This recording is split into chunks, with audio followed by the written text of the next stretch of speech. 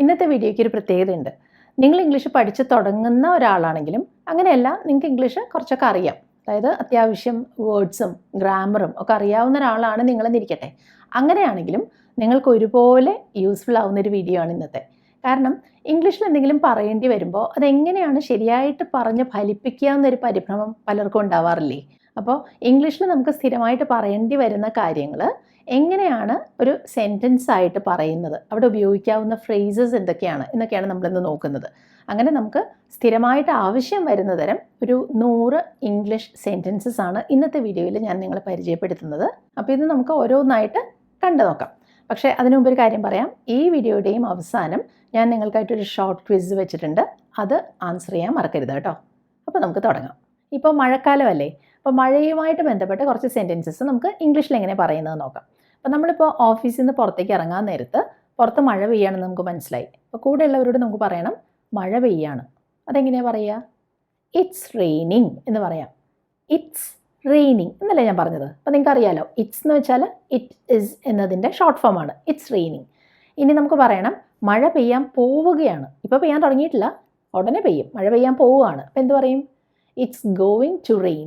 കണ്ടോ, it's going to rain. Going to എന്ന് പറയുന്നത് എപ്പോഴും ഇങ്ങനൊരു കാര്യം ഭാവിയിൽ നടക്കാൻ പോവുകയാണ് എന്നുള്ള അർത്ഥത്തിലാണ്. അപ്പോൾ ഫ്യൂച്ചറിനെ കുറിച്ച് പറയുമ്പോഴാണ് നമ്മളിങ്ങനെ പറയുന്നത് ഇറ്റ്സ് ഗോയിങ് ടു റെയിൻ എന്ന്. ഇനി ഇങ്ങനെയാണെങ്കിലോ, മഴ പെയ്യുന്നില്ല, മഴ ചാറുന്നേ ഉള്ളൂ, അങ്ങനെ ശക്തമായിട്ട് പെയ്യുന്നില്ല. അപ്പോൾ മഴ ചാറുക എന്നുള്ളതിന് ടു ഡ്രിസിൽ എന്ന് പറയും. എന്താ പറയുക? It's just drizzling. ജസ്റ്റ് ചാറുന്നേ ഉള്ളൂ, ഇറ്റ്സ് ജസ്റ്റ് ഡ്രിസ്ലിംഗ്. പിന്നെ ഇപ്പോൾ ഈ കഴിഞ്ഞ മഴയിൽ പലരും അനുഭവിച്ചതാണ് അല്ലേ? മഴ പെയ്തപ്പോൾ റോഡിലെല്ലാം വെള്ളം പൊങ്ങി, തെരുവിൽ വഴിയിലെല്ലാം വെള്ളം പൊങ്ങി. അതെങ്ങനെയാണ് പറയുക? The streets flooded in the rain. Streets flooded in the rain. Flood ചെയ്യുക എന്ന് വെച്ചാൽ വെള്ളപ്പൊക്കം ഉണ്ടാവുക, വെള്ളം പൊങ്ങുക എന്നാണ് കേട്ടോ. അപ്പോൾ the streets flooded in the rain, മഴയത്ത് വെള്ളം പൊങ്ങിയെന്ന്. The streets flooded in the rain. അങ്ങനെ മഴ പെയ്യുമ്പോൾ നമ്മൾ ഓഫീസിൽ നിന്ന് പുറത്തേക്ക് ഇറങ്ങി, അപ്പോൾ കുട തുറക്കൂ എന്ന് നമുക്കൊരാളോട് പറയണം. എങ്ങനെയാണ് പറയുക? ഓപ്പൺ യുവർ അംബ്രേല എന്ന് നമുക്ക് വേണമെങ്കിൽ പറയാം. കുട തുറക്കൂ, ഓപ്പൺ യുവർ അംബ്രേല. അല്ലെങ്കിൽ പുട്ട് അപ്പ് യുവർ അംബ്രേല എന്ന് പറയാം. ഈ പുട്ട് അപ്പ് എന്ന് പറയുന്നത് ഒരു ഫ്രേസാണ്. അതായത് അവിടെ ഒരു വേർബ് ഉണ്ട് പുട്ട്, അതിൻ്റെ കൂടെ അപ്പ് എന്നൊരു വാക്ക് കൂടെ വന്നു. ആ അപ്പ് എന്ന് പറയുന്നത് ശരിക്കും പറഞ്ഞ ഇംഗ്ലീഷിൽ നമ്മൾ പ്രെപ്പോസിഷൻ എന്ന് പറയും. അപ്പോൾ ആ ഒരു വേർബിൻ്റെ കൂടെ ആ ഒരു ചെറിയ വാക്ക് പ്രെപ്പോസിഷൻ കൂടെ വരുമ്പോൾ അതിനെ നമ്മൾ ഫ്രേസൽ വേർബ് എന്ന് പറയും. അപ്പോൾ അങ്ങനത്തെ ഫ്രേസൽ വേർബ്സ് നമ്മൾ അറിഞ്ഞു വയ്ക്കുന്നത് വളരെ നല്ലതാണ്. അപ്പോൾ ഒന്നില്ലെങ്കിൽ ഓപ്പൺ യുവർ അംബ്രേല എന്ന് പറയാം, അതിലും വളരെ നാച്ചുറലായിട്ട് തോന്നുക പുട്ട് അപ്പ് യുവർ അംബ്രേല എന്ന് പറയുമ്പോഴാണ്. അങ്ങനെ മഴ കൊണ്ട് നനഞ്ഞ് കുതിർന്ന് നമ്മൾ വീട്ടിൽ വന്നു. അപ്പോൾ നമ്മൾ പറയാണ് ഞാൻ നനഞ്ഞ് കുതിർന്നിരിക്കുകയാണ്. എന്താ പറയുന്നതിന്? ഐ എം സോക്കിംഗ് വെറ്റ് എന്ന് പറയാം. വെറ്റ് എന്ന് വെച്ചാൽ നനഞ്ഞു എന്ന്, സോക്കിംഗ് വെറ്റ് എന്ന് വെച്ചാൽ നനഞ്ഞ് കുതിർന്നിരിക്കുകയാണെന്ന്. I'm soaking wet. അപ്പോൾ നമ്മളിങ്ങനെ ഈ നനഞ്ഞ് കുതിർന്ന് നിൽക്കുമ്പോൾ അമ്മ കണ്ടാൽ ചോദിക്കുമല്ലേ ഇതെന്താ പറ്റിയത്, ഇങ്ങനെ നനഞ്ഞ് കുതിരാൻ എന്ത് പറ്റി? എന്ത് പറയും? ഞാൻ മഴയത്ത് പെട്ടുപോയി എന്ന് പറയില്ലേ? അതിന് പറയാവുന്നത് I got caught in the rain എന്നാണ്. ടു ഗെറ്റ് കോട്ട് എന്ന് വെച്ചാൽ അതിൽ പെട്ടുപോയി എന്നാണ് അർത്ഥം. I got caught in the rain. അപ്പോൾ ഇവിടെ കോട്ട് എന്നൊരു വാക്ക് കണ്ടില്ലേ, അതെന്താണ്? ഈ ക്യാച്ച് എന്ന വേർബിൻ്റെ V2 V3 ഫോംസ് കോട്ടാണ്. അങ്ങനെയാണ് നമുക്ക് I got caught in the rain എന്ന് കിട്ടിയത്. ചിലപ്പോൾ ഇങ്ങനെ സംഭവിക്കില്ലേ, നമ്മൾ ജോലി കഴിഞ്ഞ് വീട്ടിലേക്ക് പോരാൻ വേണ്ടി ഇറങ്ങാൻ നേരത്താണ് മഴ പെയ്യുന്നത് കാണുന്നത്, കുടയെടുക്കാൻ മറന്നും പോയിട്ടുണ്ട്. അപ്പോൾ മഴ നിൽക്കാതെ നമുക്ക് പുറത്തേക്ക് ഇറങ്ങാൻ പറ്റില്ലല്ലോ. അപ്പോൾ നമ്മൾ എന്തായിരിക്കും പറയുക? മഴ നിന്നു എന്ന് പറയുമ്പോഴത്തേക്കും ദാ മഴ നിന്നിരിക്കുന്നു എന്ന് പറയില്ലേ? അവിടെ നമുക്ക് പറയാം ദ റെയിൻ ഹാസ് സ്റ്റോപ്ഡ് എന്ന്. അതൊരു വഴി, ഒരു രീതി. ഒന്നില്ലെങ്കിൽ പറയാം ദ റെയിൻ ഹാസ് സ്റ്റോപ്ഡ്, മഴ നിന്നിരിക്കുന്നു എന്ന്. അല്ലെങ്കിൽ പറയാം the rain has let up എന്ന്. ലെറ്റ് അപ്പ് എന്ന് വെച്ചാൽ മഴ നിന്നു എന്നും ആവാം, അല്ലെങ്കിൽ മഴ കുറച്ച് ശമിച്ചിരിക്കുന്നു, കുറഞ്ഞിരിക്കുന്നു എന്നൊക്കെ പറയില്ലേ? ആ അർത്ഥത്തിലും പറയാം the rain has let up. ഇതേ അർത്ഥത്തിൽ മഴ ശമിച്ചിരിക്കുന്നു എന്നൊക്കെ ഒരു അർത്ഥം കിട്ടാൻ ദ റെയിൻ ഹാസ് ഈസ്ഡ് ഓഫ് എന്ന് പറയാം. ടു ഈസ് ഓഫ് എന്ന് വെച്ചാൽ കുറയുക, ശമിക്കുക എന്നൊക്കെയാണ് കേട്ടോ അർത്ഥം. അപ്പോൾ ദ റെയിൻ ഹാസ് ഈസ്ഡ് ഓഫ്. അപ്പോൾ നമ്മൾ എന്തൊക്കെ ഇവിടെ പഠിച്ചു നോക്കൂ? മഴ നിന്നിരിക്കുന്നു എന്ന് പറയാൻ ദ റെയിൻ ഹാസ് സ്റ്റോപ്ഡ്, അല്ലെങ്കിൽ the rain has let up, അല്ലെങ്കിൽ ദ റെയിൻ ഹാസ് ഈസ്ഡ് ഓഫ്. ചിലപ്പോൾ തിരിച്ചും സംഭവിക്കുക അല്ലേ? ഒന്ന് കുറഞ്ഞു വന്ന മഴ ചിലപ്പോൾ പിന്നെയും കൂടി വരും. അപ്പോൾ അവിടെ നമ്മൾ എന്ത് പറയും? The rain has picked up again എന്ന് പറയും. ടു പിക്ക് അപ്പ് എന്ന് വെച്ചാൽ എന്തെങ്കിലും ഒന്നിൻ്റെ ശക്തി പിന്നെയും കൂടി വരിക. ഇപ്പോൾ കാറ്റ്, മഴ ഒക്കെ കൂടി വരിക എന്ന് പറയില്ലേ? അതിൻ്റെ ശക്തി കൂടുക എന്ന് പറയില്ലേ? അവിടെയാണ് ടു പിക്ക് അപ്പ് എന്ന് പറയുന്നത്. അപ്പോൾ the rain has picked up again.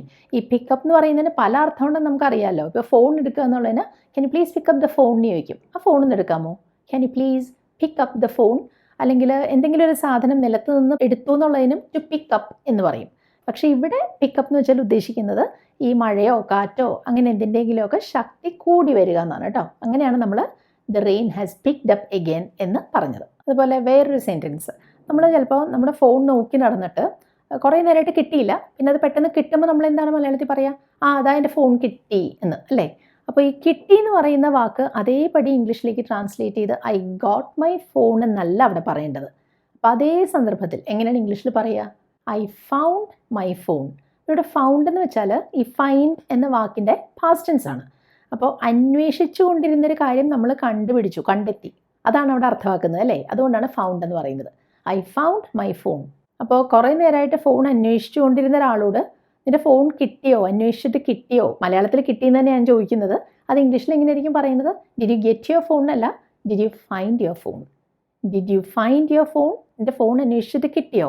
അത് കിട്ടിയെന്ന് പറയാൻ ഐ ഫൗണ്ട് മൈ ഫോൺ. അപ്പോൾ ഇവിടെ ഗെറ്റ്, ഫൈൻഡ്, ഈ രണ്ട് വാക്കുകൾ തമ്മിൽ മിക്സ്ഡപ്പ് ആയി പോകരുത് കേട്ടോ. ഇനി വേറൊരു സെൻറ്റൻസ്. ഇപ്പോൾ മഴക്കാലമാണല്ലോ, അപ്പോൾ നമ്മൾ എവിടെയെങ്കിലും ഒരു സ്ഥലത്ത് കയറി ചെല്ലുമ്പോൾ നമ്മുടെ കയ്യിൽ ഈ നനഞ്ഞ കുട ഉണ്ടാവാൻ സാധ്യതയുണ്ട്. നമ്മൾ എന്തായിരിക്കും അവിടെ കാണുന്ന ആളോട് ചോദിക്കുക, ഞാൻ ഈ കുട എവിടെയാണ് വെക്കുക എന്നല്ലേ? അപ്പോൾ വെക്കുക എന്നുള്ളതിന് നമ്മൾ ഇംഗ്ലീഷിൽ പറയുന്ന വാക്ക് കീപ്പ് എന്നാണ്. പക്ഷേ ഇവിടെ ആ വാക്ക് ഉപയോഗിച്ചാൽ ശരിയാവില്ല. അവിടെ എന്താ പറയേണ്ടത്? Where can I leave my umbrella എന്നാണ്. അപ്പോൾ ലീവ്, ഇത് ഞാൻ ലീവ് എന്ന് വെച്ചാൽ അവിടെ ഇടുക എന്നോ ഉപേക്ഷിക്കുക എന്നൊന്നും അർത്ഥമാക്കുന്നില്ല. അത് അവിടെ വെച്ചിട്ട് നമ്മൾ അകത്തേക്ക് കയറി പോകാൻ പോവുകയാണല്ലോ. അതുകൊണ്ടാണ് where can I leave my umbrella എന്ന് ചോദിക്കുന്നത്. അപ്പോൾ വേ ക്യാൻ ഐ കീപ്പ് എന്ന് ചോദിക്കേണ്ട കേട്ടോ. Where can I leave my umbrella എന്നാണ് ശരിയായ ക്വസ്റ്റ്യൻ. ഇപ്പോൾ നമ്മുടെ ഒരു ഫ്രണ്ട് എവിടെയെങ്കിലും പോകാമെന്നിരിക്കട്ടെ. അപ്പോൾ നമ്മൾ അയാളോട് പറയുകയാണ്, നിനക്ക് വേണമെങ്കിൽ ഞാൻ നിൻ്റെ കൂടെ വരാം. അതെങ്ങനെ പറയും? If you want I can come with you. എങ്ങനെയത് വന്നതെന്ന് കണ്ടോ? നിനക്ക് വേണമെങ്കിൽ, ഇഫ് യു വോണ്ട്, ഞാൻ നിൻ്റെ കൂടെ വരാം, അങ്ങനെ വരാൻ എനിക്ക് സാധിക്കും, നമ്മൾ തയ്യാറാണെന്നാണ് പറയുന്നത്. അതിനാണ് I can come with you എന്ന് പറഞ്ഞത്. അപ്പം എങ്ങനെയാണ് വന്നത്? If you want I can come with U.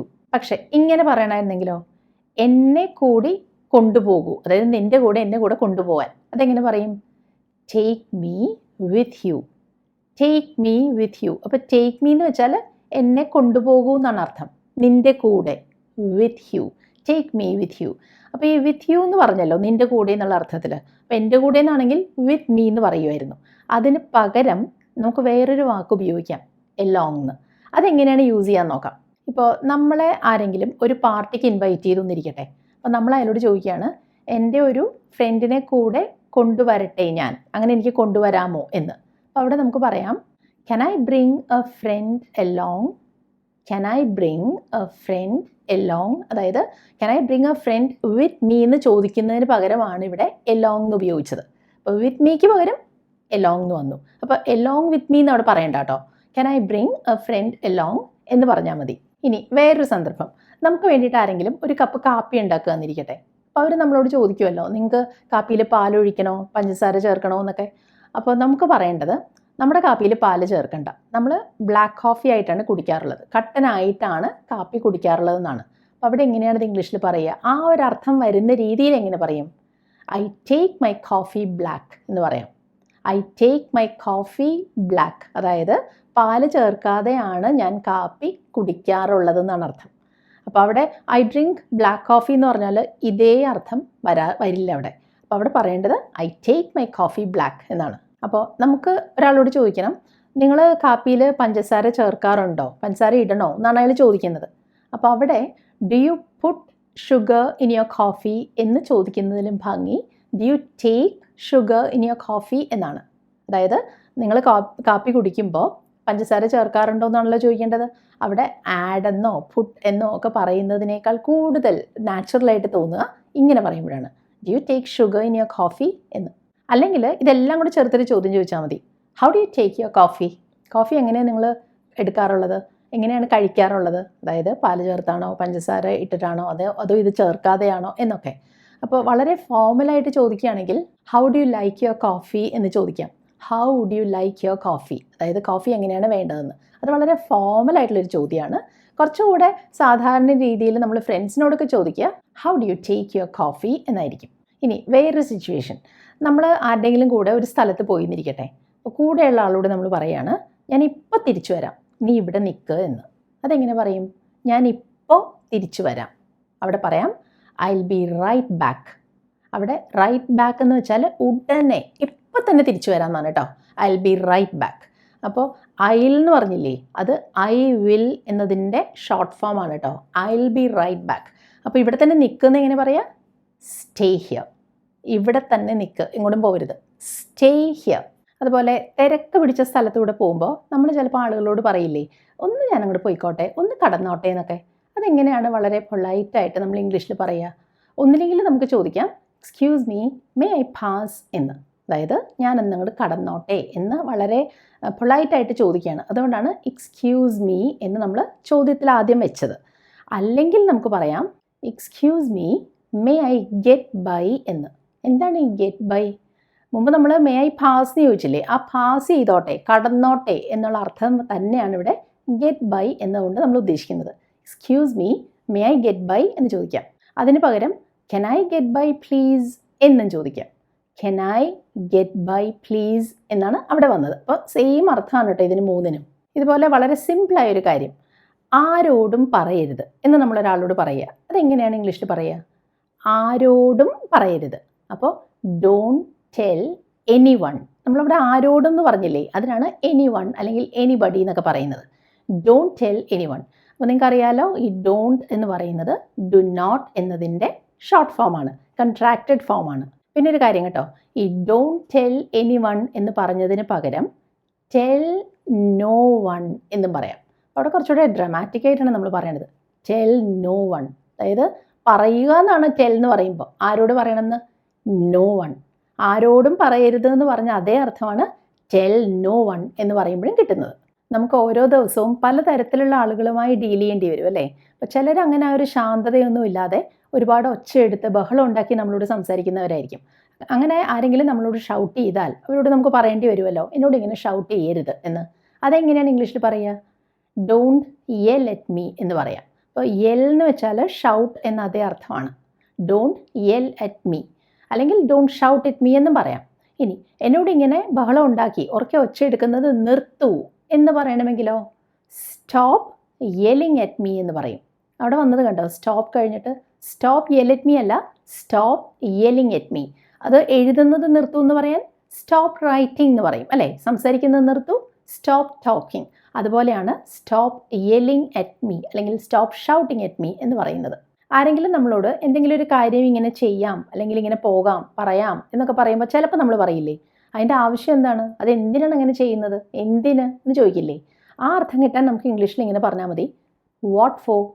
അപ്പോൾ വാട്ട് ഫോർ എന്ന് വെച്ചാൽ അവിടെ ഉദ്ദേശിക്കുന്നത് എന്താവശ്യത്തിന്, അതിൻ്റെ കാരണം എന്താണ്, എന്തിനാണ് അങ്ങനെ ചെയ്യുന്നത് എന്നൊക്കെയാണ്.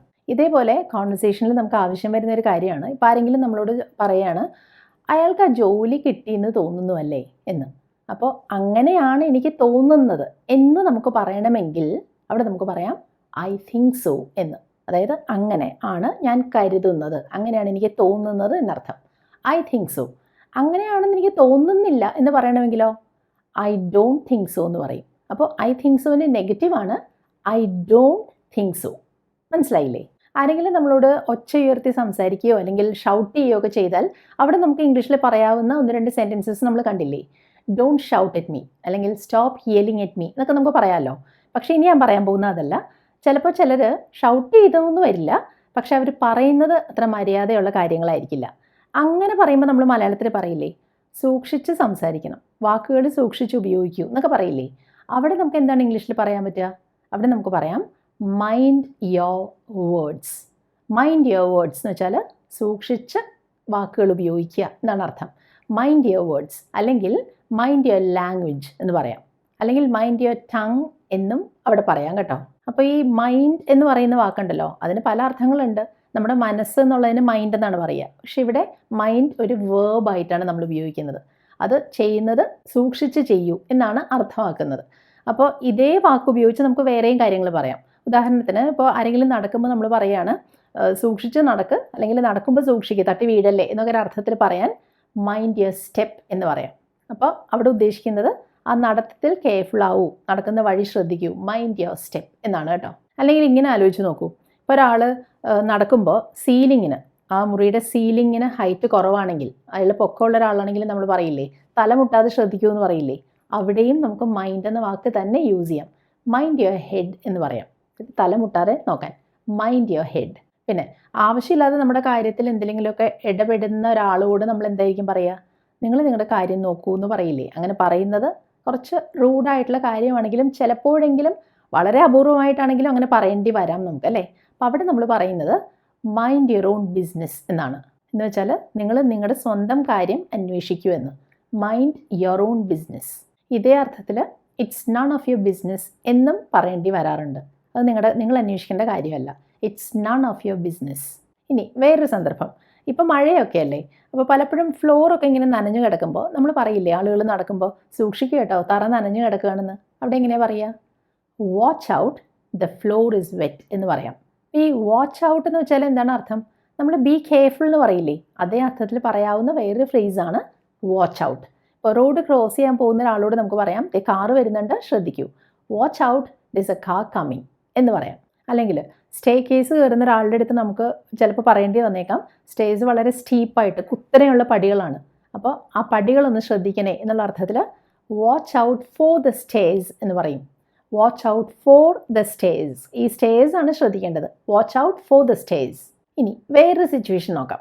നമ്മളൊരു ജോലി ചെയ്തുകൊണ്ടിരിക്കാന്നിരിക്കട്ടെ, അപ്പോൾ വേറൊരാൾ നമ്മളോട് ചോദിക്കുകയാണ്, നിങ്ങൾ ആ ജോലി തീർത്തോ എന്ന്. അപ്പോൾ നമുക്ക് പറയേണ്ടത് ഞാനത് തീർത്തു എന്നാണ്, ഞാനത് ചെയ്ത് തീർത്തു എന്ന്. അപ്പോൾ അവിടെ നമ്മൾ പലപ്പോഴും ഇംഗ്ലീഷിൽ പറയുക ഐ ആം ഡൺ എന്നാണ്. ഐ എം എന്ന് വെച്ചാൽ ഐ ആം ആണ് കേട്ടോ, ഐ ആം ഡൺ, അതാണ് ഐ ആം ഡൺ എന്ന് പറയുന്നത്. അപ്പോൾ ഈ ഡൺ എന്ന് പറയുന്ന വാക്കുകൊണ്ട് അവിടെ ഉദ്ദേശിക്കുന്നത് എന്താണ്? അപ്പോൾ നിങ്ങൾക്കറിയാലോ, ചെയ്യുക എന്നുള്ളതിന് നമ്മൾ ഇംഗ്ലീഷിൽ പറയുന്നത് ഡു എന്നാണ്. അതിൻ്റെ പാസ്റ്റ് ടെൻസ് ചെയ്തു എന്ന് പറയാൻ ഡിഡ് എന്ന് പറയും. അപ്പോൾ ഡൺ ശരിക്കും പറഞ്ഞാൽ ഈ ഡു എന്ന വേർബിൻ്റെ തേർഡ് ഫോമാണ്, മൂന്നാമത്തെ ഫോമാണ്, അതായത് പാസ്റ്റ് പാർട്ടിസിപ്പിൾ ഫോമാണ് ഡൺ. അപ്പോൾ ഇവിടെ നമ്മൾ ഐ എം ഡൺ ആണ് പറഞ്ഞത്, ഐ ഹാവ് ഡൺ അല്ല, ഐ എം ഡൺ. ഇവിടെ നമ്മൾ ശരിക്കും പറഞ്ഞാൽ ഈ ഡൺ എന്നത് ഒരു ആഡ്ജക്റ്റീവായിട്ടാണ് യൂസ് ചെയ്യുന്നത്. ഞാനത് തീർത്തു എന്നാണ് അർത്ഥമാക്കുന്നത്. അപ്പോൾ നമുക്കൊരാളോട് നിങ്ങളത് തീർത്തോ എന്ന് ചോദിക്കണമെങ്കിലോ അവിടെ നമുക്ക് ചോദിക്കാം ആർ യു ഡൺ എന്ന്. ആർ യു ഡൺ, നിങ്ങളത് ചെയ്ത് കഴിഞ്ഞോ, ആർ യു ഡൺ എന്നാണ് അവിടെ ചോദ്യം വരിക കേട്ടോ. അപ്പോൾ അത് ഒരു സെൻറ്റൻസ് ആയിട്ട്, ഒരു ഫുൾ സെൻറ്റൻസ് ആയിട്ട് വരുന്നത് എങ്ങനെയാണെന്ന് നമുക്ക് നോക്കാം. അപ്പോൾ എനിക്ക് പറയണം ഞാൻ ആ റിപ്പോർട്ട് ചെയ്ത് തീർത്തു, അത് ചെയ്ത് കഴിഞ്ഞു. അപ്പോൾ നമുക്ക് പറയാവുന്നത് I'm done with the report എന്നാണ്. I'm done with the report. കണ്ടോ, അവിടെ ഡൺ ദ റിപ്പോർട്ട് എന്നല്ല പറയുന്നത്, I'm done with the report. ഇപ്പോൾ എനിക്ക് വസ്ത്രങ്ങൾ അയൺ ചെയ്യാനുണ്ടായിരുന്നു, തേയ്ക്കാനുണ്ടായിരുന്നു, ഇസ്തിരി ഇടാനുണ്ടായിരുന്നു. അപ്പോൾ അത് ഞാൻ എങ്ങനെ പറയും? ഐ എം ഡൺ വിത്ത് അയണിങ്. തേയ്ക്കുന്ന പണിയാണ് അയണിങ്. അപ്പോൾ ഐ എം ഡൺ വിത്ത് അയണിങ്. അപ്പോൾ ഈ വേർബ് അയൺ ചെയ്യുക എന്ന് പറയുന്ന വേർബ് ഉണ്ടല്ലോ, അത് പറയുമ്പോൾ നമ്മളവിടെ ഐ എൻ ജി ചേർത്തു. മനസ്സിലായോ? അതിന് മുമ്പ് നമ്മൾ കണ്ടല്ലോ I M done with the report. Homework ചെയ്തു എന്ന് പറയാൻ I'm done with my homework എന്ന് പറയാം. അപ്പോൾ റിപ്പോർട്ട് അല്ലെങ്കിൽ ഹോംവർക്ക് എന്നൊക്കെ പറയുന്നത് നൗൺ ആണല്ലേ, അവിടെ ഐ എം ഡൺ വിത്ത് കഴിഞ്ഞിട്ട് ആ നൗൺ പറഞ്ഞാൽ മതി. പക്ഷേ ഒരു ജോലി ചെയ്യുന്നതിനെ കുറിച്ച് പറയുമ്പോൾ അത് ചെയ്ത് തീർത്തു എന്ന് പറയാൻ I'm done with cleaning, I'm done with അയണിങ്, I'm done with writing എന്നൊക്കെ പറയാം. പക്ഷേ ഇവിടെ ഒരു കാര്യമുണ്ട്, ഐ ആം ഡൺ എന്ന് പറയുന്നത് പോലെ ഐ ഹാവ് ഫിനിഷ്ഡ് എന്നും പറയാം. ചെയ്ത് തീർത്തു എന്നല്ലേ പറയുന്നത്. അപ്പോൾ അവിടെ എങ്ങനെയാണ് പറയുന്നത് നോക്കാം. ഇപ്പോൾ ഞാൻ വസ്ത്രങ്ങൾ ഇസ്തിരിയിട്ട് കഴിഞ്ഞു എന്നാണ് പറയേണ്ടതെങ്കിൽ അവിടെ നമുക്ക് പറയാവുന്നത് ഐ ഹാവ് ഫിനിഷ്ഡ് അയണിങ് എന്നാണ്. അവിടെ ശ്രദ്ധിച്ചോ, ഐ ഹാവ് ഫിനിഷ്ഡ് അയണിങ്. അത് നമുക്ക് ഷോർട്ടാക്കി ഐ ഹാവ് ഫിനിഷ്ഡ് അയണിങ് എന്ന് പറയാം കേട്ടോ. അപ്പോൾ ഇവിടെ ശ്രദ്ധിക്കേണ്ടത് ഐ ഹാവ് ഫിനിഷ്ഡ് വിത്ത് അയണിങ് എന്ന് പറയില്ല. ഒന്നില്ലെങ്കിൽ ഐ എം ഡൺ വിത്ത് അയണിങ്, അല്ലെങ്കിൽ ഐ ഹാവ് ഫിനിഷ്ഡ് അയണിങ്. ഫിനിഷ്ഡ് കഴിഞ്ഞിട്ട് പിന്നെ വിത്ത് ആവശ്യമില്ല കേട്ടോ. ഇപ്പോൾ നമുക്ക് പറയണം ഞാൻ ദാ ഇപ്പോൾ വായിച്ച് കഴിഞ്ഞേ ഉള്ളൂ, ദാ ഇപ്പോൾ കഴിഞ്ഞേ ഉള്ളൂ. അവിടെ പറയാവുന്നത് I have just finished reading. അവിടെ ജസ്റ്റ് എന്നൊരു വാക്ക് കൂടെ ചേർത്തന്നേ ഉള്ളൂ, ദാ ഇപ്പോൾ കഴിഞ്ഞേ ഉള്ളൂ എന്നൊരു അർത്ഥം കിട്ടാൻ. അല്ലെങ്കിൽ ഐ ഹാവ് ഫിനിഷ്ഡ് റീഡിംഗ് എന്ന് പറയാം. ദാ ഇപ്പോൾ കഴിഞ്ഞേ ഉള്ളൂ എന്നുള്ളതിന് I have just finished reading എന്ന് പറയും. അപ്പോൾ നിങ്ങൾക്ക് മനസ്സിലായില്ലേ? ഒന്നില്ലെങ്കിൽ I M done with reading എന്ന് പറയാം, അല്ലെങ്കിൽ ഐ ഹാവ് ഫിനിഷ്ഡ് റീഡിംഗ് എന്നും പറയാം. അപ്പോൾ ഇവിടെ ഇപ്പോൾ നമ്മൾ കണ്ടത് നമ്മളൊരു കാര്യം ചെയ്ത് തീർത്തു അല്ലെങ്കിൽ നമ്മളൊരു കാര്യം ചെയ്ത് കഴിഞ്ഞു എന്നൊക്കെ പറയേണ്ടി വരുമ്പോൾ ഐ എം ഡൺ അല്ലെങ്കിൽ ഐ ഹാവ് ഫിനിഷ്ഡ് എന്നൊക്കെ പറയാമെന്നല്ലേ. പക്ഷേ ഇനി നമ്മൾ നോക്കുന്നത് എന്തെങ്കിലും ഒരു കാര്യം കഴിഞ്ഞു എന്ന് പറയാൻ, നമ്മൾ ചെയ്ത് തീർത്തു എന്നല്ല, ആ കാര്യം കഴിഞ്ഞു എന്നെങ്ങനെ പറയുന്നതാണ്. അപ്പോൾ നമുക്ക് പറയണം അത് കഴിഞ്ഞു. അത് മീറ്റിംഗ് ആവാം, അല്ലെങ്കിൽ ഒരു മൂവി ആവാം, അല്ലെങ്കിൽ ഒരു പരീക്ഷയാവാം. അപ്പോൾ അത് കഴിഞ്ഞു എന്ന് പറയാൻ ഇറ്റ്സ് ഓവർ എന്ന് പറയാം. ഈ ഇറ്റ്സ് എന്ന് പറഞ്ഞാൽ ഇറ്റ് ഇസ് എന്നതിൻ്റെ ഷോർട്ട് ഫോം ആണ് കേട്ടോ. അതുകൊണ്ടാണ് നമ്മളവിടെ ഇറ്റ് കഴിഞ്ഞിട്ട് എപ്പോസ്ട്രഫി ഇട്ട് എഴുതുന്നത്. ഇറ്റ്സ് ഓവർ, അത് കഴിഞ്ഞു. അപ്പോൾ അത് ഞാൻ പറഞ്ഞില്ലേ, ഒരു മീറ്റിംഗ് ആവാം. അപ്പോൾ ദ മീറ്റിംഗ് ഇസ് ഓവർ എന്നാണ് അവിടെ വരിക. അപ്പോൾ അത് ഇനിയും കഴിഞ്ഞിട്ടില്ല എന്ന് എങ്ങനെ പറയും? അവിടെ നെഗറ്റീവ് ആക്കണ്ടേ? അപ്പോൾ അവിടെ നമ്മൾ പറയുക ഇറ്റ്സ് നോട്ട് ഓവർ എന്നാണ്. മുൻപ് നമ്മൾ പറഞ്ഞു ഇറ്റ്സ് ഓവർ എന്ന്, ഇവിടെ ഇറ്റ്സ് നോട്ട് ഓവർ. പക്ഷെ ഇനിയും കഴിഞ്ഞിട്ടില്ല എന്ന് എടുത്തു പറയാനാണ് ഇറ്റ്സ് നോട്ട് ഓവർ യെറ്റ് എന്ന് പറയാം. മനസ്സിലായോ? ഇതുവരെ കഴിഞ്ഞിട്ടില്ല എന്ന്. It's not over yet. അപ്പോൾ പരീക്ഷകൾ ഇതുവരെ കഴിഞ്ഞിട്ടില്ല. The exams are not over yet. Exams ആയതുകൊണ്ടാണ് 6 പറഞ്ഞത് കേട്ടോ. The exams are not over yet. ഇനി ഇങ്ങനെ ചോദിക്കണമെങ്കിലോ, ഇത് എത്ര സമയം എടുക്കും, ഇത് എത്ര സമയം പിടിക്കും എന്നൊക്കെ നമ്മൾ ചോദിക്കില്ലേ?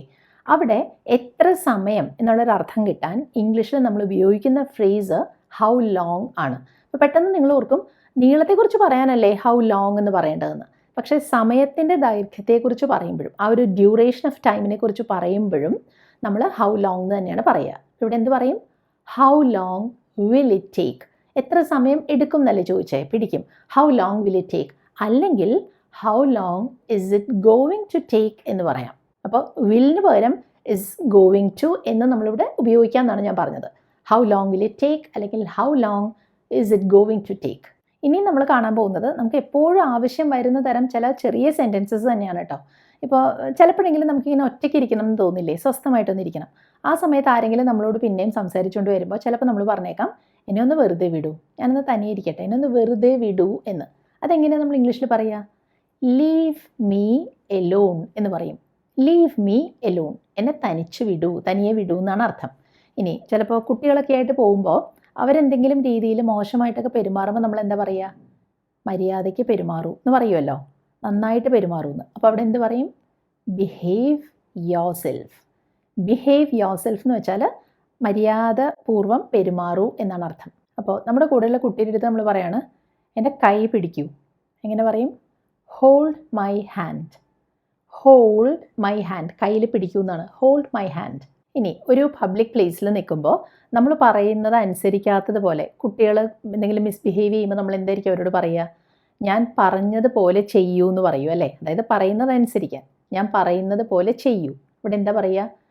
Do as you are told. Do as you are told. ഈ യോ എന്ന് ഇവിടെ പറഞ്ഞല്ലോ, അത് യു ആർ എന്നതിൻ്റെ ഷോർട്ട് ഫോം ആണ് കേട്ടോ. Do as you are told. ഇനി ഇതിന് നേരെ വിപരീതമാണ് അടുത്ത സെൻറ്റൻസ്. നിനക്ക് ഇഷ്ടമുള്ളതുപോലെ ചെയ്യൂ എന്ന് പറയാനാണെങ്കിലോ, do whatever you want എന്ന് പറയാം. Do whatever you want. ഇനി കുറച്ച് കൺഫ്യൂസിങ് ആയിട്ടുള്ള 2 വാക്കുകളാണ് നീഡും വോണ്ടും. വോണ്ട് എന്ന് വെച്ചാൽ നമുക്ക് എന്തെങ്കിലും ഒരു കാര്യം വേണം എന്നൊരർത്ഥമേ ഉള്ളൂ. നീഡാണെങ്കിലോ നമുക്കത് വളരെ ആവശ്യമാണ്. അത്യാവശ്യമായിട്ടുള്ളൊരു കാര്യത്തെക്കുറിച്ച് പറയുമ്പോൾ അവിടെ ഐ വോണ്ട് എന്നല്ല ഐ നീഡ് എന്നാണ് പറയുക. അപ്പോൾ നമുക്കിപ്പോൾ പറയണം എനിക്ക് നിന്നോട് സംസാരിക്കേണ്ടതുണ്ട്. നമുക്കതൊരാവശ്യമായിട്ടാണ് നമ്മളത് കരുതുന്നത് എങ്കിൽ നമുക്ക് പറയാം I need to talk to you. വേണമെങ്കിൽ എന്നല്ല, എനിക്കത് ആവശ്യമാണ്. I need to talk to you. എനിക്കത് ബാങ്കിൽ പോവേണ്ടതുണ്ട്. I need to go to the bank. മനസ്സിലായോ? I want to go to the bank എന്നല്ല ഇവിടെ പറഞ്ഞത്. എനിക്ക് പോവേണ്ടത് അത്യാവശ്യമായതുകൊണ്ടാണ് I need to go to the bank എന്ന് പറയുന്നത്. ചിലപ്പോൾ ഇങ്ങനെ നമ്മൾ പറയും ഞാൻ കൂടുതൽ എന്തെങ്കിലും പറയേണ്ടതുണ്ടോ എന്ന്. അപ്പോൾ അവിടെ എന്ത് പറയും? Need I say more. ഞാൻ ഇതിൽ കൂടുതൽ പറയേണ്ടതുണ്ടോ, പറയേണ്ട ആവശ്യമുണ്ടോ എന്നാണ്.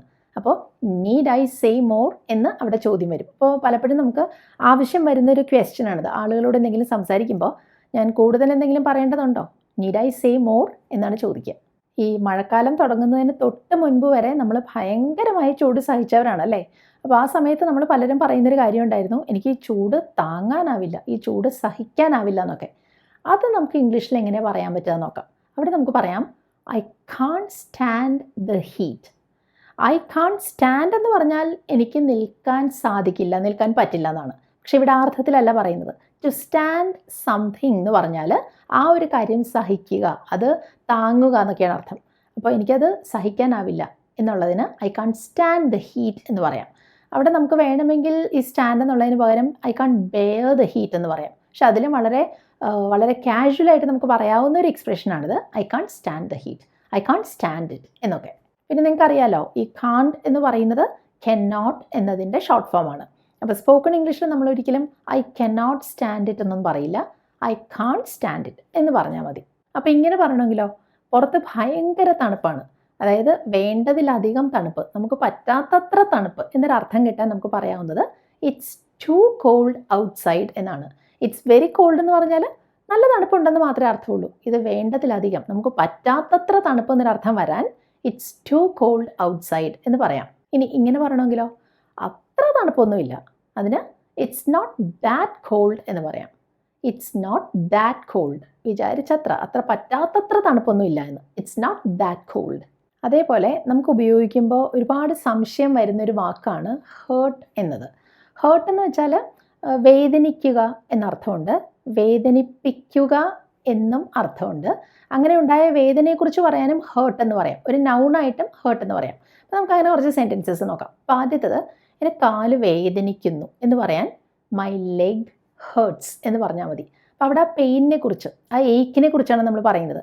മൈ ലെഗ് ഹേർട്സ് എന്നാണ് പറഞ്ഞത്. അപ്പോൾ മൈ ലെഗ് മാത്രമേ ഉള്ളൂ, ലെഗ്സ് എന്ന് പറഞ്ഞില്ല, അതുകൊണ്ടാണ് ഹേർട്സ് എന്ന് പറഞ്ഞത്.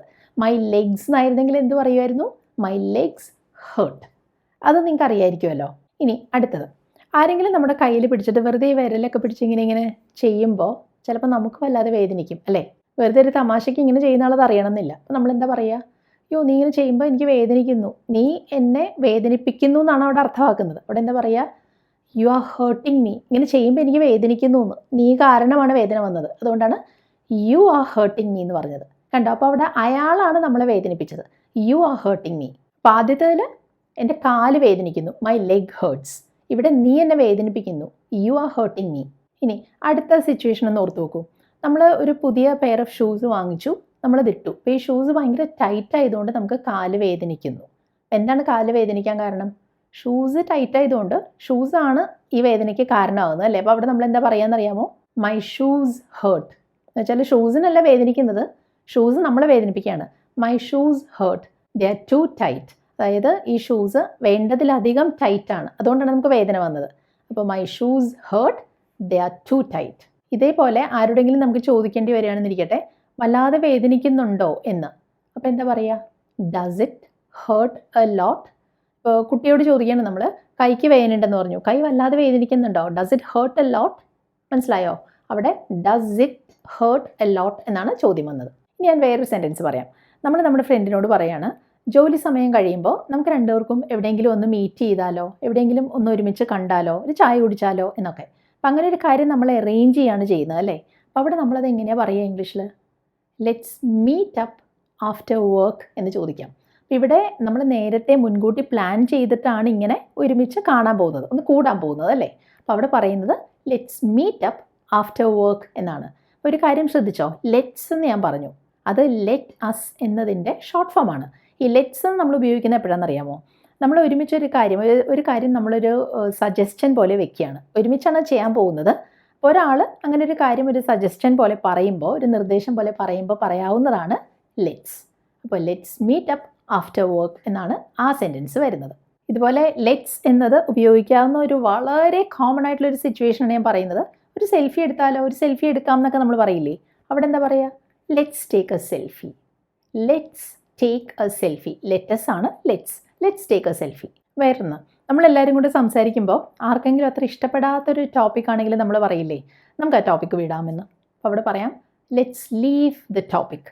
Let's leave the topic. ഇനി ഇങ്ങനെ പറയണമെങ്കിലോ, നമുക്ക് ആ ടോപ്പിക്ക്, നമുക്ക് ആ വിഷയം തൽക്കാലത്തേക്ക് വിടാം എന്നും കൂടെ പറയണമെങ്കിലോ, let's leave the topic for now. For now എന്ന് വെച്ചാൽ തൽക്കാലത്തേക്ക്, ഇപ്പോഴത്തേക്ക് അത് വിടാമെന്ന്. Let's leave the topic for now. ഈ ഫോർ നൗ എന്ന ഫ്രേസ് യൂസ് ചെയ്യാവുന്ന മറ്റൊരു സെൻറ്റൻസ് ഞാൻ പറയാം. അപ്പോൾ നിങ്ങൾ ആ സെൻറ്റൻസ് ഒന്ന് ഇംഗ്ലീഷിലൊന്ന് ഒറ്റയ്ക്കൊന്ന് ട്രൈ ചെയ്ത് നോക്കൂ. അപ്പോൾ ഞാൻ പറയാണ്, ഇപ്പോഴത്തേക്ക് അത്രയും മതിയാകും. ഇപ്പോഴത്തേക്ക് അത്രയും മതിയാകും. എന്ത് പറയും? That will be enough for now. മതിയാകും എന്നുള്ളതിന് ടു ബി ഇനഫ് എന്ന് പറയും. That will be enough for now. ഇപ്പോഴത്തേക്ക് അത്രയും മതിയാകും. ഇനി ഈ ഫോർ നൗ എന്നതിന് പകരം ഫോർ ദ ടൈം ബീയിങ് എന്ന് പറയും. ഇപ്പോഴത്തേക്ക് എന്നുള്ള അർത്ഥത്തിൽ ഫോർ നൗ എന്നോ ഫോർ ദ ടൈം ബീയിങ് എന്നോ പറയാം. ഇതേ സെൻറ്റൻസ് നമുക്ക് എങ്ങനെ പറയാം? That'll be enough for the time being. തൽക്കാലത്തേക്ക്, ഇപ്പോഴത്തേക്ക് അത്രയും മതി. That'll be enough for the time being. അപ്പോൾ ഫോർ നൗ അല്ലെങ്കിൽ ഫോർ ദ ടൈം ബീയിങ്. ഇത് രണ്ടും നമുക്ക് ഒരേപോലെ യൂസ് ചെയ്യാം. പക്ഷെ ഒരു കാര്യമുണ്ട്, ഈ ഇനഫ് എന്ന് പറയുന്ന വാക്കിന് മതി എന്നൊക്കെയാണല്ലോ അർത്ഥമാക്കുന്നത്. പക്ഷെ അത് വേറൊരു രീതിയിൽ നമ്മൾ ഉപയോഗിക്കും. അപ്പോൾ നമുക്ക് പറയണം, ആ റൂമിന് ആവശ്യത്തിന് വലിപ്പമുണ്ടോ, ആവശ്യത്തിന് വലിപ്പമുള്ള റൂമാണോ അത് എന്ന് ചോദിക്കാൻ is that room big enough എന്ന് ചോദിക്കാം. അപ്പോൾ ആവശ്യത്തിന് വലിപ്പം ഉണ്ടോ എന്നല്ലേ ചോദിച്ചേ, അതുകൊണ്ട് is that room big enough, big enough ആവശ്യത്തിന് വലിപ്പം ഉണ്ടോ എന്നാണ് അർത്ഥമാക്കുന്നത്. ഇനി ഈ ഫോൺ ചെയ്യുന്നതുമായിട്ട് റിലേറ്റഡ് ആയിട്ടുള്ള കുറച്ച് സെൻറ്റൻസസ് നമുക്ക് നോക്കാം. അപ്പോൾ ഫോൺ ചെയ്യുമ്പോൾ നമുക്ക് പലപ്പോഴും ആവശ്യം വരുന്ന ഒരു സെൻറ്റൻസാണ്, ഞാൻ നിന്നോട് പിന്നീട് സംസാരിക്കാം. അതെങ്ങനെ പറയും? I talk to you later. പിന്നീട് എന്നുള്ളതിനാണ് ലേറ്റർ എന്ന് പറയുന്നത്. I talk to you later. അപ്പോൾ സംസാരിച്ചുകൊണ്ടിരിക്കുമ്പോൾ നമുക്ക് ഫോൺ വെക്കേണ്ടതായിട്ട് വന്നു. അപ്പോൾ നമ്മൾ പെട്ടെന്ന് ഫോൺ കട്ട് ചെയ്ത് കളഞ്ഞു എന്ന് തോന്നാതിരിക്കാൻ നമ്മൾ പറയുമല്ലോ, ഞാൻ ഫോൺ വെക്കാൻ പോവുകയാണ് എന്ന് പറയില്ലേ? അവിടെ എന്താ പറയുക? ഈ ഫോൺ വെക്കുക എന്നുള്ളതിന് ടു ഹാങ് അപ്പ് എന്ന് പറയാം. അപ്പോൾ അവിടെ പറയാം I'm going to hang up now. I'm going to hang up now എന്ന് വെച്ചാൽ ഞാൻ ഫോൺ വെക്കാൻ പോവുകയാണ് എന്നാണ് അർത്ഥമാക്കുന്നത്. I'm going to hang up now. ഞാൻ ദാ ഇപ്പോൾ ഫോൺ വെക്കാൻ പോവുകയാണ്. അതുകൊണ്ടാണ് ഇവിടെ ഐ വിൽ എന്ന് പറയാത്തത്. ഭാവിയിൽ എപ്പോഴെങ്കിലും ചെയ്യുന്നതല്ലല്ലോ, ദാ ഇപ്പം ഞാൻ ചെയ്യാൻ പോവുകയാണ്. I'm going to hang up now. പക്ഷേ ചിലപ്പോഴെങ്കിലും നമ്മളിങ്ങനെ ഫോണിൽ സംസാരിച്ചുകൊണ്ടിരിക്കുമ്പോൾ മറ്റേ സൈഡിലുള്ള ആൾ പെട്ടെന്ന് ഫോൺ വെച്ച് കളഞ്ഞേക്കാം അല്ലേ? അപ്പോൾ അത് നമ്മളെങ്ങനെയാണ് വേറൊരാളോട് പറയുക? അവളങ്ങനെ ഫോൺ വെച്ച് കളഞ്ഞു എന്നെങ്ങനെ പറയും? She hung up on me എന്ന് പറയും. She hung up on me എന്ന് വെച്ചാൽ നമ്മൾ സംസാരിച്ചുകൊണ്ടിരിക്കുകയായിരുന്നല്ലോ, അപ്പോൾ പെട്ടെന്ന് അബ്രപ്റ്റായിട്ട് വെച്ച് കളഞ്ഞു എന്ന്. She hung up on me. പിന്നെ വേറൊരു പ്രശ്നമുണ്ട്, ചിലപ്പോൾ നമ്മൾ ഫോണിൽ ഇങ്ങനെ സംസാരിച്ചുകൊണ്ടിരിക്കുമ്പോൾ ലൈൻ അത്ര ക്ലിയർ അല്ലാത്തതുപോലെ നമുക്ക് തോന്നില്ലേ? കണക്ഷൻ എന്തോ പ്രശ്നമുള്ളതുപോലെ, ലൈൻ കട്ടാവുന്നത് പോലെയൊക്കെ തോന്നുമല്ലോ. അപ്പോൾ നമുക്ക് പറയാം യു ആർ ബ്രേക്കിംഗ് അപ്പ് എന്ന്. അതായത് ഫോണിൽ മറ്റേ സൈഡിലുള്ള ആളോട് നമ്മൾ പറയാണ് ലൈൻ ക്ലിയർ അല്ലാതെ ആവുന്നുണ്ട്, യു ആർ ബ്രേക്കിംഗ് അപ്പ് എന്ന്. അല്ലെങ്കിൽ the line is breaking up എന്ന് പറയാം. അപ്പോൾ എന്തോ പ്രശ്നമുണ്ട് എന്നൊരർത്ഥം കിട്ടാൻ സംതിങ് ഈസ് റോങ് എന്നാണ് നമ്മൾ പറയുക. എന്തോ പ്രശ്നമുണ്ടെന്നല്ലേ പറയുന്നത്, സംതിങ് ഈസ് റോങ്.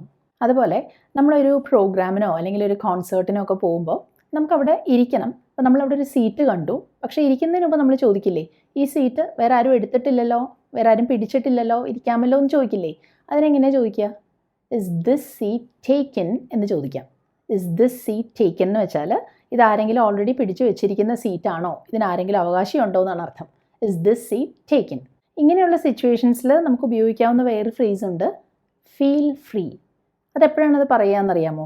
ഇപ്പോൾ നമ്മൾ ചോദിക്കുകയാണ്, എനിക്ക് ഒരു കാര്യം, ഒരു ക്വസ്റ്റ്യൻ ചോദിക്കാനുണ്ടായിരുന്നു, ചോദിക്കാമോ എന്ന് ചോദിക്കുമ്പോൾ പ്ലീസ് ഫീൽ ഫ്രീ എന്ന് പറഞ്ഞാൽ ധൈര്യമായിട്ട് ചോദിച്ചോളൂ, അതിന് സങ്കോചമൊന്നും വിചാരിക്കേണ്ട എന്നാണ് അർത്ഥം.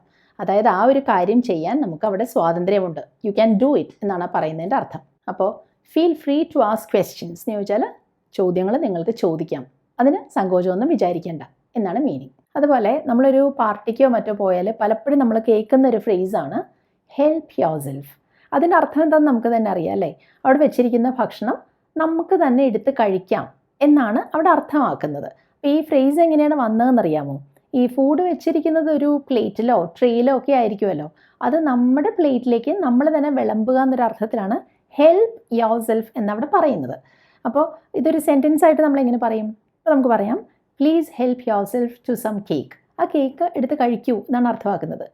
പക്ഷേ ഞാൻ പറഞ്ഞത് please help yourself to some cake എന്നാണ് കേട്ടോ. ടു എന്ന വാക്കാണ് അവിടെ വരേണ്ടത്. പക്ഷേ ഈ ഭക്ഷണത്തെക്കുറിച്ച് പറയാൻ മാത്രമല്ല ഈ ഫ്രേസ് ഉപയോഗിക്കുക, എന്തിനെക്കുറിച്ച് പറയാനും നമുക്കിങ്ങനെ പറയാം. ഇപ്പോൾ നമ്മളൊരു ഫംഗ്ഷന് പോയി, അവിടെ കുറച്ച് ബ്രോഷേഴ്സ് ഇരിപ്പുണ്ട്, അപ്പോൾ നമുക്ക് ചോദിക്കണം ഒരു ബ്രോഷർ എടുക്കട്ടെ എന്ന്. അപ്പോൾ അവിടെ ഒരാൾ നമ്മളോട് പറയുന്നത് പ്ലീസ് ഹെൽപ്പ് യുവർ സെൽഫ് എന്നായിരിക്കും. അതായത് അത് നമുക്ക് എടുക്കാം എന്നാണ് അർത്ഥമാക്കുന്നത്. അപ്പോൾ പ്ലീസ് ഹെൽപ്പ് യുവർ സെൽഫ് എന്നുള്ളത് ഇങ്ങനെ പല രീതിയിൽ നമ്മൾ യൂസ് ചെയ്യാറുണ്ട്. പിന്നെ നമ്മൾ പറയാറില്ലേ, ആ വാതിൽ അടച്ചു എന്ന് ഉറപ്പ് വരുത്തണേ എന്ന് പറയില്ലേ? അതിന് നമുക്ക് പറയാം make sure you close the door എന്ന്. മേക്ക് ഷുവർ എന്ന് വെച്ചാൽ ഉറപ്പ് വരുത്തുക എന്നാണ് അർത്ഥമാക്കുന്നത്. Make sure you close the door. ഈ മേക്ക് എന്നത് പല രീതിയിൽ നമ്മൾ ഉപയോഗിക്കാറുണ്ട്. അത് ഉപയോഗിക്കുന്ന വേറൊരു ഫ്രേസ് ഞാൻ പറയാം. ഇപ്പോൾ നമ്മൾ പറയില്ലേ, എന്നെ നിങ്ങളിങ്ങനെ വെയിറ്റ് ചെയ്യിപ്പിക്കല്ലേ എന്ന്. അപ്പോൾ അവിടെ നമ്മൾ പറയുന്നത് don't make me wait please എന്നാണ്. ടു മേക്ക് സംബഡി വെയിറ്റ് എന്ന് വെച്ചാൽ വെയിറ്റ് ചെയ്യിപ്പിക്കുക, കാത്തു നിർത്തിക്കുക അവിടെ. അപ്പോൾ please don't make me wait. ഇനി അവരെന്നെ കാത്തു നിർത്തിച്ചു, അങ്ങനെ വെയിറ്റ് ചെയ്യിപ്പിച്ചു എന്നൊരർത്ഥം കിട്ടണമെങ്കിലോ ദേ മെയ്ഡ് മീ വെയിറ്റ് എന്ന് പറയും. അപ്പോൾ മെയ്ഡ് എന്ന് പറയുന്നത് മേക്കിൻ്റെ പാസ്റ്റ് ടെൻസ് ആണ്. They made me wait. ഈ മേക്ക് എന്നത് വരുന്ന വേറൊരു ഫ്രേസാണ് ടു മേക്ക് എ ഹാബിറ്റ്. ഇപ്പോൾ നമ്മൾ 1-2 ദിവസം ഓഫീസിൽ ലേറ്റായി പോയി, മൂന്നാമത്തെ ദിവസം ലേറ്റായി പോയി അവർ നമ്മളെ സൈൻ ചെയ്യാൻ സമ്മതിക്കുകയാണെങ്കിൽ ചിലപ്പോൾ നമ്മുടെ സുപ്പീരിയർ നമ്മളോട് പറഞ്ഞേക്കാം ഇതൊരു ശീലമാക്കരുത് എന്ന്, അല്ലേ? അപ്പോൾ അവിടെ എന്ത് പറയും? Don't make a habit of it. Don't make a habit of it. ഇതിങ്ങനെ ഒരു ശീലമാക്കി മാറ്റരുത് എന്നർത്ഥം. ടു മേക്ക് എ ഹാബിറ്റ് എന്ന് വെച്ചാൽ അതാണ് അർത്ഥമാക്കുന്നത്. ചില കാര്യങ്ങൾ നമ്മളിങ്ങനെ പറയില്ലേ, നമുക്കൊന്നും പറയാൻ പറ്റില്ല, അതൊന്നും ആർക്കും പറയാൻ പറ്റില്ല എന്നൊക്കെ പറയില്ലേ, അവിടെ എന്ത് പറയും? You never know. നമുക്ക് എങ്ങനെയൊക്കെയാണ് കാര്യങ്ങൾ വരിക എന്നുള്ളത് പറയാൻ പറ്റില്ല. You never know. അല്ലെങ്കിൽ വൺ നെവർ നോസ് എന്ന് പറയാം. നമുക്കൊക്കെ ഒന്നും പറയാൻ പറ്റില്ല എന്നതിനെ പറ്റിയിട്ട്. One never knows. കാര്യങ്ങൾ എങ്ങനെയൊക്കെയാണ് മാറി വരിക എന്നുള്ളത് ആർക്കും അറിയില്ല. വൺ നെവർ നോസ് അല്ലെങ്കിൽ യു നെവർ നോ എന്ന് പറയാം. ഇതെങ്ങനെ ഇംഗ്ലീഷിൽ പറയും? നിങ്ങൾ എപ്പോഴാണ് അവളെ അവസാനമായി കണ്ടത്? When did you last see her? When did you see her for the last time എന്നൊന്നും പറയണ്ട കേട്ടോ. When did you last see her? എപ്പോഴാണ് അവസാനമായി അവരെ കണ്ടത്? When did you last see her? അപ്പോൾ ഓർക്കണം, കണ്ടത് എന്നാണ് പറയുന്നത്, പാസ്റ്റിനെ കുറിച്ചാണ് പറയുന്നതെങ്കിലും when did you last saw her എന്ന് പറയില്ല കേട്ടോ. കാരണം ഡിഡ് വന്നല്ലോ, അതുകൊണ്ട് പിന്നെ സീ എന്ന് തന്നെ പറഞ്ഞാൽ മതി. ആ വേർബിൻ്റെ ബേസ് ഫോം തന്നെ നമ്മളോട് പറഞ്ഞാൽ മതി. When did you last see her. പിന്നെ നമ്മളിങ്ങനെ പറയില്ലേ, അത് ഉറപ്പാണ്. അതെങ്ങനെ പറയും? ദാറ്റ്സ് ഫോർ ഷോർ എന്ന് പറയാം. ഫോർ ഷോർ എന്ന് വെച്ചാൽ അത് ഉറപ്പാണ് എന്നർത്ഥം. That's for sure. അപ്പോൾ അവൻ ഇനി അത് ആവർത്തിക്കില്ല, അത് ഉറപ്പാണ്. He won't repeat it. That's for sure. കണ്ടോ? He won't repeat it. That's for sure. ഈ വോണ്ട് എന്ന് പറയുന്നത് അറിയാലോ, വിൽ നോട്ടിൻ്റെ ഷോർട്ട് ഫോമാണ് won't. He won't repeat it. അതുപോലെ ഈ സർവീസിലിരിക്കുന്നവർക്ക് ഉണ്ടാകുന്ന ഒരു അനുഭവമുണ്ട്. നമ്മുടെ അടുത്ത് എന്തെങ്കിലും ഒരു കാര്യത്തിന് വരുന്ന ഒരാളുടെ പേര് കുറച്ച് റെയർ ആയിട്ടുള്ള പേരാണെങ്കിൽ നമുക്ക് പലപ്പോഴും ചോദിക്കേണ്ടി വന്നേക്കാം, ആ പേരൊന്ന് സ്പെൽ ചെയ്യാമോ എന്ന്. അതായത് ആ പേരിൻ്റെ സ്പെല്ലിംഗ് ഒന്ന് പറയാമോ എന്ന്. അപ്പോൾ നമ്മൾ എങ്ങനെയാണ് ചോദിക്കുക? Can you spell your name please എന്നാണ് ചോദിക്കുക. Can you spell your name? പേരിൻ്റെ സ്പെല്ലിംഗ് പറയാമോ എന്നാണ് അവിടെ ഉദ്ദേശിക്കുന്നത് കേട്ടോ. ഇനി ഈ സെൻറ്റൻസ് ഒന്ന് നോക്കൂ. ജോൺ അയാളുടെ ഓഫീസിൽ ഉണ്ടാകും.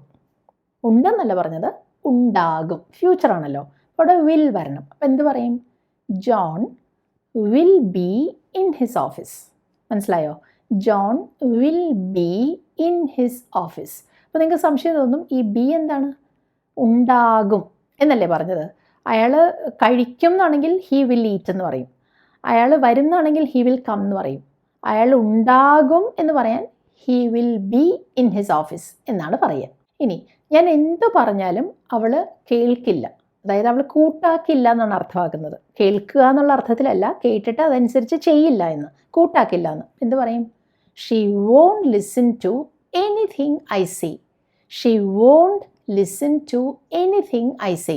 അവൾ കേൾക്കുന്നതായിരുന്നെങ്കിൽ ഷീ വിൽ ലിസൺ എന്ന് പറയുമായിരുന്നു.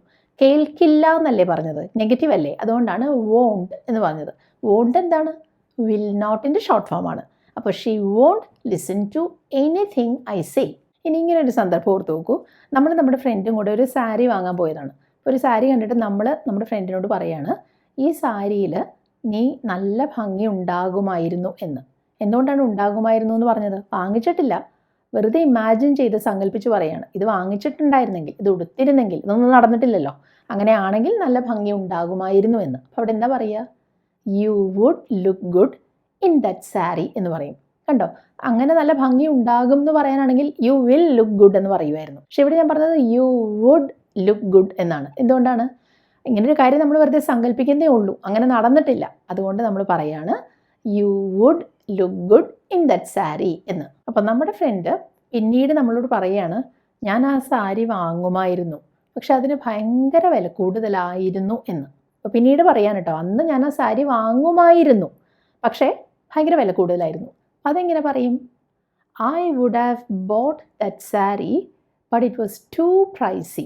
പ്രൈസി എന്ന് വെച്ചാൽ ഇവിടെയാണ് ഉദ്ദേശിച്ചത് ഭയങ്കര എക്സ്പെൻസീവ് ആയിരുന്നു, വില കൂടുതലായിരുന്നു എന്നാണ് കേട്ടോ. പ്രൈസ് എന്ന് വെച്ചാൽ വില എന്നാണല്ലോ. അപ്പോൾ വില കൂടുതൽ എന്നുള്ളതിന് വളരെ ഇൻഫോർമലായിട്ട് കാഷ്വലായിട്ട് നമുക്ക് പ്രൈസി എന്ന് പറയാം, കോസ്റ്റ്ലി എന്നുള്ളൊരർത്ഥത്തിൽ.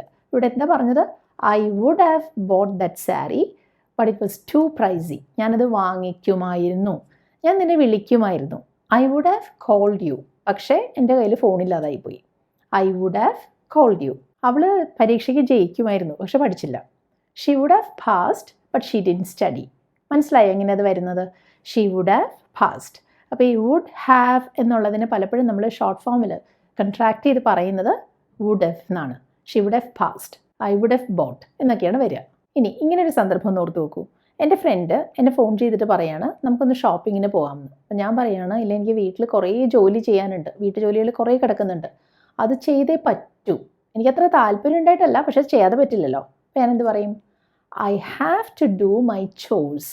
കണ്ടോ? I have to do my chores. ഈ ചോഴ്സ് എന്ന് വെച്ചാൽ ഇവിടെ ഉദ്ദേശിക്കുന്നത് നമുക്ക് സ്ഥിരമായിട്ട് ചെയ്യേണ്ടി വരുന്ന തരം വീട്ടുജോലികളില്ലേ, അതിനാണ് കേട്ടോ. അപ്പോൾ ഇവിടെ ഞാൻ പറഞ്ഞത് കണ്ടോ, ഐ ഷുഡ് ഡു എന്നോ ഐ മസ്റ്റ് ഡു എന്നൊന്നുമല്ല ഞാൻ പറഞ്ഞത്, ഐ ഹാവ് ടു. ഇതെനിക്ക് വലിയ താല്പര്യം ഉണ്ടായിട്ടല്ല, ഞാൻ പറഞ്ഞല്ലോ, പക്ഷെ ചെയ്യാതെ നിവൃത്തിയില്ല, അതുകൊണ്ട് ഐ ഹാവ് ടു എന്നാണ് നമ്മൾ പറഞ്ഞത്. അപ്പോൾ ഇതിൻ്റെ പാസ്റ്റ് ടെൻസ് നമ്മൾ എങ്ങനെ പറയും? എനിക്ക് കുറേ വീട്ടുജോലികൾ ചെയ്യേണ്ടതായി വന്നു, അതെങ്ങനെ പറയും? I had to do my chores. ഹാവിന് പാസ്റ്റ് ടെൻസ് ആണ് ഹാഡ് അല്ലേ? അപ്പോൾ I had to do my chores. അപ്പോൾ പിന്നീട് നമ്മൾ വീട്ടിൽ ആരോടെങ്കിലും പറയാണ് ഇന്നെന്നെ അവൾ ഷോപ്പിങ്ങിന് പോകാമെന്ന് പറഞ്ഞ് വിളിച്ചു, പക്ഷേ ഞാൻ പോയില്ല, കാരണം എനിക്ക് വീട്ടുജോലികൾ ചെയ്യേണ്ടതുണ്ടായിരുന്നു. I had to do my chores എന്നാണ് അവിടെ പറയുക. അപ്പോൾ ഈ ചോദ്യം എങ്ങനെ ചോദിക്കും? ഞാൻ എന്താണ് ചെയ്യുക, അല്ലെങ്കിൽ ഞാൻ എന്താണ് ചെയ്യേണ്ടത്? വാട്ട് ഷുഡ് ഐ ഡു എന്നാണ് അവിടെ ചോദ്യം വരിക. അപ്പോൾ അതിൻ്റെ ഉത്തരമായിട്ട് നമ്മളോട് ആരെങ്കിലും പറയുകയാണ് നീ ഇവിടെ വെയിറ്റ് ചെയ്യണം, അതാണ് നീ ചെയ്യേണ്ടത്, നീ ഇവിടെ കാത്തു നിൽക്കണം. അപ്പോൾ എന്ത് പറയും? You should wait here. അപ്പോൾ ചോദ്യം വാട്ട് ഷുഡ് ഐ ഡു, ഉത്തരം യു ഷുഡ് വെയിറ്റ് ഹിയർ. ഇത് നമ്മളോട് അയാൾ വളരെ ഫോഴ്സ് ചെയ്തൊന്നും പറയല്ല, നീ ഇങ്ങനെ ചെയ്യണം എന്ന് പറയുന്നെന്ന് മാത്രമേ ഉള്ളൂ അല്ലേ, മൈൽഡായിട്ട് പറയാണ്. ഷുഡ് പറഞ്ഞു, യു ഷുഡ് വെയിറ്റ് ഹിയർ. പക്ഷേ ഇങ്ങനെ ഒന്ന് ഓർത്ത് നോക്കൂ, ഇയാൾ തന്നെ പിന്നീട് നമ്മളോട് പറയുകയാണ് നീ എനിക്ക് വേണ്ടി കാത്തു നിൽക്കണമായിരുന്നു. അപ്പോൾ നമ്മൾ കാത്തു നിന്നില്ല, അതുകൊണ്ട് അയാൾക്ക് പിന്നീട് വന്നപ്പോൾ എന്നെ കാണാൻ പറ്റിയില്ല. അപ്പോൾ അയാൾ പിന്നീട് പറയുകയാണ് എന്നോട് നീ എനിക്ക് വേണ്ടി കാത്തു നിൽക്കണമായിരുന്നു. അപ്പോൾ നമ്മൾ ചെയ്യാത്തത് കൊണ്ട് അയാൾ ഇങ്ങനെ പറയുകയാണ് അല്ലേ. അവിടെ എന്താ പറയുക? You should have waited for me. മനസ്സിലായോ? അവിടെ you should wait for me എന്ന് അപ്പോൾ പറഞ്ഞിട്ട് കാര്യമില്ല, കാര്യമൊക്കെ കഴിഞ്ഞു പോയില്ലേ. അപ്പോൾ പിന്നീട് പറയുന്നതാണ് U should have waited for me. അപ്പോൾ അവിടെയും ഈ ഷുഡ് ഹാവ് എന്നുള്ളതിന് ഷുഡ് ഹാവ് എന്ന് പറയും കേട്ടോ. U should have waited for me, U should have written the exam. പരീക്ഷ എഴുതണ്ടെന്ന് തീരുമാനിച്ചു, അപ്പോൾ നമ്മൾ പിന്നീട് പറയുകയാണ് നീ അന്ന് പരീക്ഷ എഴുതണമായിരുന്നു. You should have written the exam. നീ അതെന്നോട് പറയണമായിരുന്നു. You should have told me. മനസ്സിലായോ എങ്ങനെ അത് വരുന്നതെന്ന്? യു ഷുഡ് ഹാവ് എന്നാണ് അവിടെ വരുന്നത്. ഇനി നമ്മൾ ഭയങ്കര ഇരുട്ട് പിടിച്ചൊരു മുറിയിൽ നിന്ന് എന്തെങ്കിലും തപ്പുകയാണെന്നിരിക്കട്ടെ, അപ്പോൾ നമ്മൾ എന്തായിരിക്കും പറയുന്നത്? എനിക്കിവിടെ ഒന്നും കാണാൻ വയ്യ, ഇതിനകത്ത് ഭയങ്കര ഇരുട്ടാണെന്ന് പറയും അല്ലേ. അപ്പോൾ എന്ത് പറയും? I can't see anything, it's dark in here എന്ന് പറയും. അതായത് എനിക്കൊന്നും കാണാൻ സാധിക്കുന്നില്ല ഇപ്പോൾ, അതുകൊണ്ടാണ് ഐ കാൺട്ട് സീ എനിത്തിങ് എന്ന് പറഞ്ഞത്. പിന്നെ അടുത്ത സെൻറ്റൻസ് കണ്ടോ, ഇറ്റ്സ് ഡാർക്ക് ഇൻ ഹിയർ എന്നാണ് പറഞ്ഞത്. എന്ന് വെച്ചാൽ ഇവിടെ മുറിക്കുള്ളിൽ എന്നുള്ള അർത്ഥത്തിലാണ് ഇറ്റ്സ് ഡാർക്ക് ഇൻ ഹിയർ എന്ന് പറയുന്നത് കേട്ടോ. ഇനി അടുത്ത ഒന്ന് നോക്കൂ. നമ്മൾ ഏതെങ്കിലും ഒരു പ്രോഗ്രാം കാണാൻ വേണ്ടിയിട്ട് പോയി, അപ്പോൾ നമ്മുടെ ഫ്രണ്ട് പിന്നീട് വരുന്നുണ്ട്. അപ്പോൾ ആ ഫ്രണ്ടിന് വേണ്ടിയിട്ട് നമ്മളൊരു സീറ്റ് പിടിക്കാൻ ശ്രമിക്കുന്നുണ്ട്, പക്ഷെ സീറ്റ് കിട്ടിയില്ല, അതുകൊണ്ട് പിടിക്കാൻ സാധിച്ചില്ല എന്ന് നമ്മളെങ്ങനെ പറയും? I couldn't find A seat for you. എനിക്ക് നിനക്ക് വേണ്ടിയിട്ടൊരു സീറ്റ് പിടിക്കാൻ സാധിച്ചില്ല എന്നാണ് അവിടെ അർത്ഥമാക്കുന്നത്. അവിടെ ഞാൻ പറഞ്ഞു കേട്ടോ, ഐ കുഡിൻറ്റ് ഫൈൻഡ്. കാരണം ഇപ്പോൾ സാധിക്കുന്നില്ല എന്നല്ല പറയുന്നത്, കുറച്ചു നേരം മുമ്പ് ഞാനങ്ങനെ നോക്കി പക്ഷെ സാധിച്ചില്ല, പാസ്റ്റാണ്. അതുകൊണ്ടാണ് I couldn't find A seat for you എന്ന് പിന്നീട് നമ്മൾ ഫ്രണ്ടിനോട് പറയുന്നത്. ഇനി അടുത്ത ഒന്ന് നോക്കൂ. നമ്മളോട് ആരെങ്കിലും പറയാണ് നിനക്ക് അവളോട് പറയാമായിരുന്നു, പറഞ്ഞില്ല, പറയാമായിരുന്നു. അപ്പം എന്ത് പറയും? You could have told her. നിനക്ക് പരീക്ഷ എഴുതാമായിരുന്നു. You could have written the exam. പരീക്ഷ എഴുതിയില്ല, എഴുതാമായിരുന്നു. You could have written the exam. അപ്പോൾ ഇവിടെയും കണ്ടല്ലോ, ഈ would have, should have, could have എല്ലാം കഴിഞ്ഞ് വേർബിൻ്റെ മൂന്നാമത്തെ ഫോമാണ് വരുന്നത്. Should have written, could have written, would have written. മനസ്സിലായോ? റൈറ്റ് എന്ന് പറയുന്ന വേർബിൻ്റെ മൂന്നാമത്തെ ഫോമാണ് റിട്ടൺ. അതാണ് ഇവിടെ എല്ലാം നമ്മൾ ഉപയോഗിക്കുന്നത്. അപ്പോൾ നമുക്ക് ഏതൊരു ദിവസവും ആവശ്യം വരുന്ന തരം 100 സെൻറ്റൻസസ് ആണ് ഞാനിവിടെ ഈ ഒരു വീഡിയോയിൽ ഉൾപ്പെടുത്തിയിരിക്കുന്നത്. അപ്പോൾ നിങ്ങൾക്കത് ഹെൽപ്ഫുള്ളായി കാണുമെന്ന് ഞാൻ പ്രതീക്ഷിക്കുന്നു. ഏതായാലും ഇതിനെ ബേസ് ചെയ്ത് നമ്മൾ ഈ കണ്ട സെൻറ്റൻസസ് പോലെ തന്നെയുള്ള 3 സെൻറ്റൻസസ് ഞാൻ തരികയാണ്. നിങ്ങൾക്കത് ഇംഗ്ലീഷിലാക്കാൻ പറ്റുന്നുണ്ടോ എന്ന് നോക്കാമല്ലോ. അപ്പോൾ ആദ്യത്തെ സെൻറ്റൻസ് ഇതാണ്, എൻ്റെ പരീക്ഷകൾ കഴിഞ്ഞു എന്നെങ്ങനെയാണ് നമ്മൾ ഇംഗ്ലീഷിൽ പറയുക? എൻ്റെ പരീക്ഷകൾ കഴിഞ്ഞു. അത് ഇംഗ്ലീഷിലൊന്നാക്കൂ. അടുത്തത്, നിനക്ക് കുറച്ചുകൂടി നന്നായി ചെയ്യാമായിരുന്നു. അതെങ്ങനെ പറയും? നിനക്ക് കുറച്ചുകൂടി നന്നായി, അപ്പോൾ കുറച്ചുകൂടി നന്നായി എന്നുള്ളതിന് നമ്മൾ ബെറ്റർ എന്നൊരു വാക്കാണ് യൂസ് ചെയ്യുക കേട്ടോ. നിനക്ക് കുറച്ചുകൂടി നന്നായി ചെയ്യാമായിരുന്നു. അതെങ്ങനെയാണ് പറയാൻ നോക്കൂ. ഒരെണ്ണം കൂടെ. അവരെന്നെ കൊണ്ട് മുറി വൃത്തിയാക്കിച്ചു. അവർ എന്നെ കൊണ്ട് മുറി വൃത്തിയാക്കിച്ചു. അതെങ്ങനെ പറയും ഇംഗ്ലീഷിൽ? ട്രൈ ചെയ്യൂ. കമൻറ്റ് സെക്ഷനിൽ ഈ ആൻസേഴ്സ് എല്ലാം പോസ്റ്റ് ചെയ്യൂ. അപ്പോൾ ഇന്നത്തെ വീഡിയോ നിങ്ങൾക്ക് ഹെൽപ്ഫുള്ളായി കാണും എന്ന് ഞാൻ പ്രതീക്ഷിക്കുന്നു. അഭിപ്രായങ്ങൾ അറിയിക്കുക. വീഡിയോ ഇഷ്ടമായാൽ ലൈക്ക് ചെയ്യൂ. ഇത് ഉപകാരപ്പെടുന്ന ആരെങ്കിലും നിങ്ങളുടെ ഫ്രണ്ട് സർക്കിളിലൊക്കെ ഉണ്ടെങ്കിൽ അവർക്ക് ഈ വീഡിയോ ഷെയർ ചെയ്ത് കൊടുക്കും കേട്ടോ. അപ്പോൾ അധികം താമസിയാതെ നമ്മുടെ സീരീസിലുള്ള അടുത്ത വീഡിയോയുമായിട്ട് നമുക്ക് കാണാം.